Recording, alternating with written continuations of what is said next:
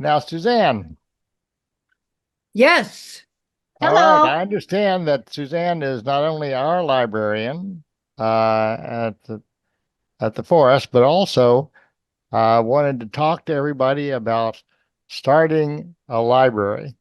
So over to Suzanne. Thank you. Can everybody hear me okay? Yes. Very good. So people know the KRC triangle, right? Yep. And knowledge is part of that. And I'm all about knowledge. I have so many multiple copies of LRH references and health books and herb books and all these things. And I constantly am uh, collecting them. So when we were at the forest, I wanted to do a library. So I got all the basics, all the congresses, all the ACCs, and now I'm working. We don't have the R&D vols if anybody has any that they want to contribute. But that, we started, or I started with Source. Can't go wrong there, right? And we have a lot to control in our environment at the forest, as I'm sure all those are very involved realize, especially Marcy, David, Rick, and the people that are really creating it. There's a lot to control. And taking responsibility for something like that is, a lot to do. And it starts with knowledge. And we're gaining knowledge as we go. So the idea with survival, there's a lot of information about survival out there. And interestingly enough, at Sunday service, we cover the spiritual journey of LRH and all the things that he was involved in with the environment and things like that. And one of the things he just praises and gives credit to his knowledge is the Boy Scouts. He really talks about how much he learned. I wish I had the exact quote from him, but I have to ask the chaplain for that because she has these amazing quotes. So one of the things we have up there is a Boy Scout handbook. And if anybody has any, Boy Scout materials, because he lists out, LRH listed out the things that he learned from the Boy Scouts. So that's one source of references. And, there's a bunch that Marcy has pictures that she took of something because I don't know how you can see me, and I could probably put some things in front of my face that you could see. I have tons of books on health, and here's one on uh, the way things work. It's good to know some people like Phil and Mark and Rick. They know so many things.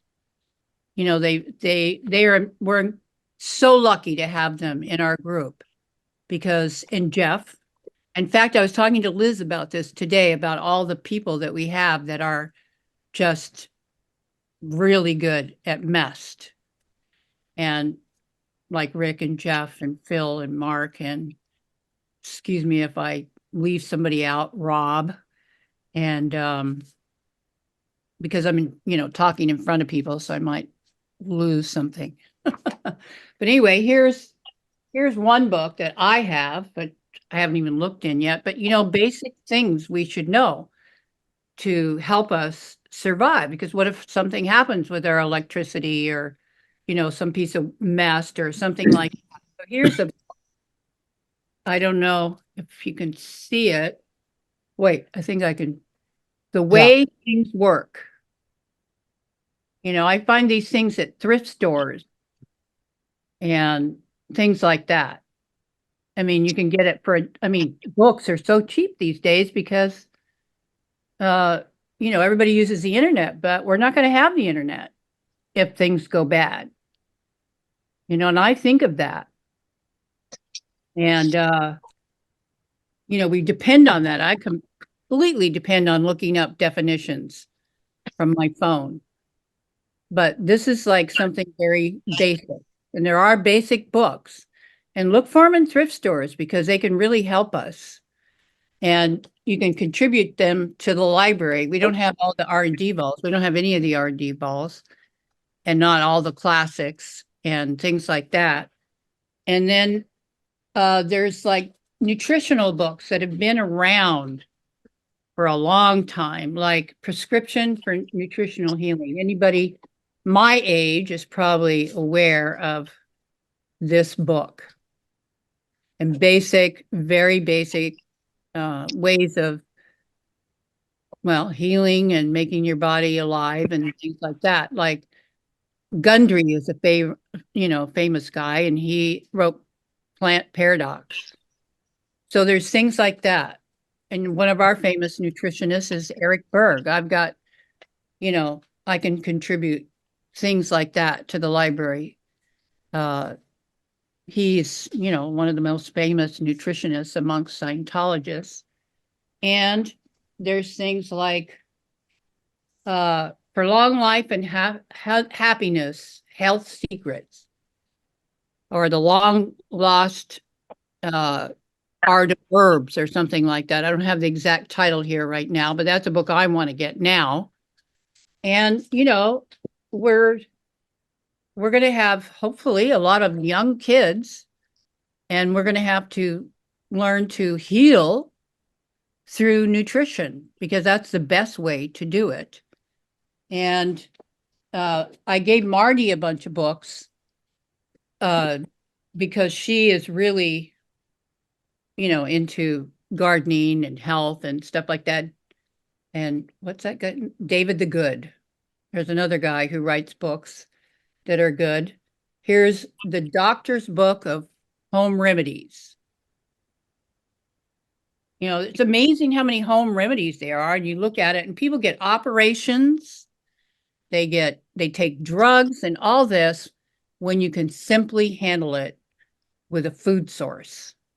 In fact, Marty is doing a thing with Jeff's wife tomorrow on making nasturtium tincture. And it's amazing what these flowers, which are beautiful, you can grow them in your garden, and then you can make a tincture. They're vitamin C, iron, magnesium, all these vitamins and minerals, and they're antibiotic and all kinds of things. It's just amazing what this one flower and the roots and the leaves can do. And it's very simple to do it. I mean, it's just, most of today's modern civilization are not aware of this, and they do all kinds of things that harm their body rather than help it. Mm-hmm. And what else do I have here? Marty, Marcy, you took some pictures.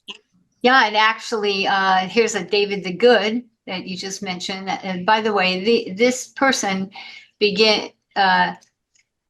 has become our very stable writer and advisor for us. Can you see it? Is it up? Yeah. Okay, yes. Good. And he has a number of books, and they're very proven. He's been growing food in Florida for a long time, and there's a whole series of them, and they're small and they're simple and they're very easy to duplicate. So it's David the Good, Good, that's his name. This first one is Florida Survival Gardening. And do I have another David the Good? Yeah, here's Grow or Die. The Good Guide to Survival Gardening. This is a very small book, and again, very easy to duplicate and do something with. And this is Totally Crazy Easy Florida Gardening. I think this is by him too. I'm not sure. It doesn't say. Yeah. It is. Oh, I have something in the way down there. Okay, yeah. So the secret to growing piles of food in the Sunshine State. It is really important to grow the foods that successfully grow here, to get seeds that have come from plants that have been grown here. You think you can just go online and buy seeds from Europe or Minnesota or something. That's not necessarily going to work for us. So that's one very important thing that we learned. And then I just quickly want to show you these other two. This is No Grid Survival Projects.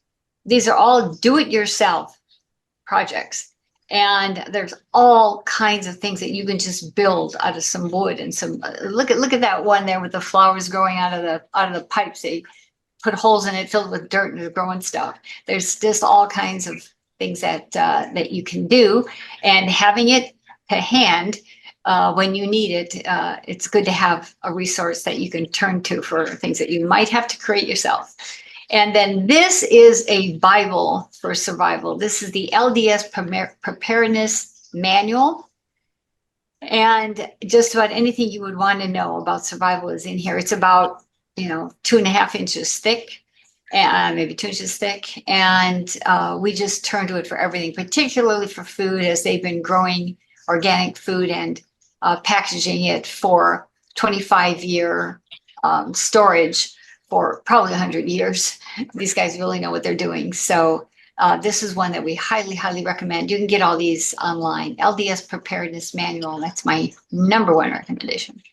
Back to you, Suzanne. Okay, yes, and not just books, but online there are things like I ran across I can't remember the name of the guy, but he's always publishing things on what to do to survive that are simple, and one of them was what you can buy at the dollar store that's really survival, and that sort of thing. I can look for who that guy is, because I saved it. I mean, I didn't erase it in my computer, but like dental floss, you can use it for tripwire. You can use it for, all kinds of things. And who would have thought of that? But it's only like $1.25 these days. Due to inflation, it's no longer $1. Anyway, yeah, tons of things listed in that, and you can print a copy of it, and we can put it in the library. Everything I've said, you can apply to your own home.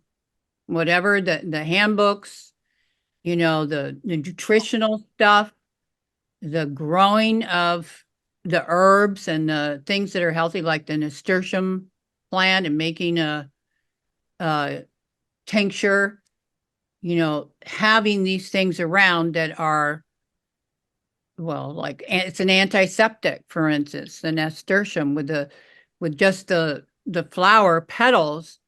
Now, if you get a wound, you could use it for that. And alternative cures. I mean, something happens and you're living in your house, and like you have bowel trouble, you have a rash, you have this, you have that. It's all in these books, and these natural cure, alternative cure books are just full of stuff.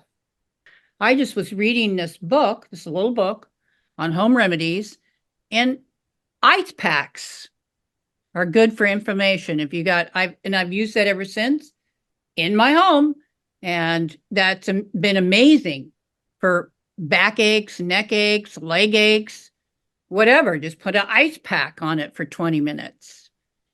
That sort of thing. I mean, all these books have all this information in it that you can use all the time. Excellent. And good idea to buy them while you still can, right? Yeah, and I suggest thrift stores. Yeah. Yeah, for sure. Thanks. Cool. All right. So let's hear it for Suzanne. Thank you.